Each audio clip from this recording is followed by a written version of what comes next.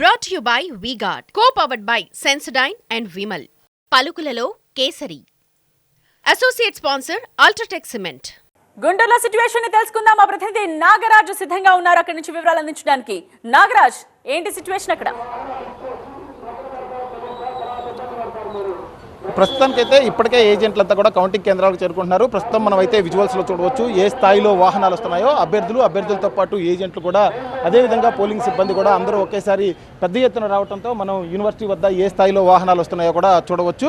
చాలా పెద్ద ఎత్తున కూడా వీళ్ళంతా కూడా కౌంటింగ్ సెంటర్ల వద్దకు చేరుకుంటున్న పరిస్థితిని ప్రస్తుతం మనం చూస్తూ ఉన్నాం. అదేవిధంగా ఇప్పటికే 3 అంచెల భద్రతను అయితే ఏర్పాటు చేశారు. కౌంటింగ్ కేంద్రాల వద్ద ఎవరిని కూడా అనుమతి లేని, పాసులు లేని వాళ్ళు ఎవరిని కూడా లోపలికి అనుమతించడం లేదు. ఎక్కడికక్కడ బ్యారికేడ్స్ ఏర్పాటు చేశారు. అదేవిధంగా పోలీసులు పెద్ద ఎత్తున కూడా బ్యారికేడ్స్ వద్ద ఉన్నారు. కొన్ని చోట్లయితే ముళ్ళకంచెలు కూడా ఏర్పాటు చేసి వాహనాలను అయితే రానివ్వట్లేదు. అదేవిధంగా సాధారణమైన పబ్లిక్, ఎందుకంటే అనుమతి లేకుండా ఎవరైనా సరే కౌంటింగ్ కేంద్రాలకు వద్దేస్తే మాత్రం వాళ్ళందరినీ కూడా అనుమతించడం లేదు. దాదాపు 2 కిలోమీటర్ల మేర కొన్ని చోట్లయితే ట్రాఫిక్ ఆంక్షలు కూడా విధించిన నేపథ్యం కనిపిస్తూ ఉంది.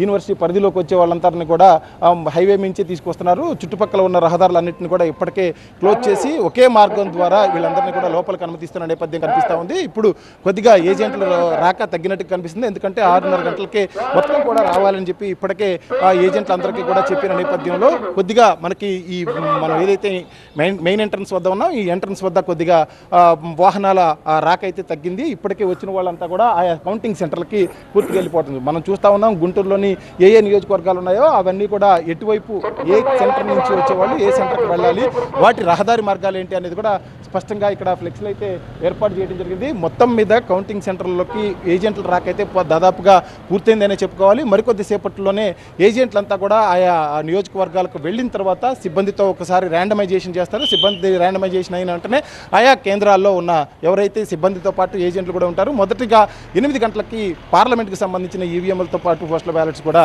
ఓట్ల లెక్కింపు ప్రారంభమవుతుంది. ఆ తర్వాత 8 గంటలకైతేనేమో అసెంబ్లీలో పోస్టల్ బ్యాలెట్ స్టార్ట్ అవుతుంది. కానీ 8:30కి ఈవీఎంలతో కౌంటింగ్ ప్రారంభమవుతుంది. కాబట్టి ఇందుకు సంబంధించి పూర్తి స్థాయి అయితే పోలీసులు చాలా పెద్ద ఎత్తున, మనం ఎందుకంటే పల్నాడు జిల్లా కావచ్చు, గుంటూరు జిల్లా కావచ్చు, చాలా పెద్ద ఎత్తున పోలీసు బలగాలు అయితే ఇక్కడ మోహరించాయి. గతంలో ఏదైతే పోలింగ్ సమయంలో జరిగిన అల్లర్లను దృష్టిలో ఉంచుకొని భారీ భద్రతను అయితే ఏర్పాటు చేశారు. ఇప్పటికే పల్నాడు జిల్లాలో 3,000 మంది పోలీసులను అయితే ఇప్పటికే మోహరించి ఉంచారు. ముఖ్యంగా ముఖ్యమైన నేతలు మనం చూసినట్లయితే గుంటూరులో కావచ్చు, పల్నాడు జిల్లాలో కావచ్చు, ముఖ్య నేతల ఇళ్ల వద్ద కూడా పోలీస్ పికెటింగ్ కూడా ఏర్పాటు చేశారు. చాలా పెద్ద ఎత్తున భద్రత అయితే ఏర్పాటు చేసి కేంద్ర బలగాలతో మోహరించిన నేపథ్యం మనకు ప్రస్తుతం కౌంటింగ్ సెంటర్ వద్ద కనిపిస్తుంది. Brought to you by V-Guard, co-powered by Sensodyne and Vimal. పలుకులలో Kesari. Associate sponsor UltraTech cement.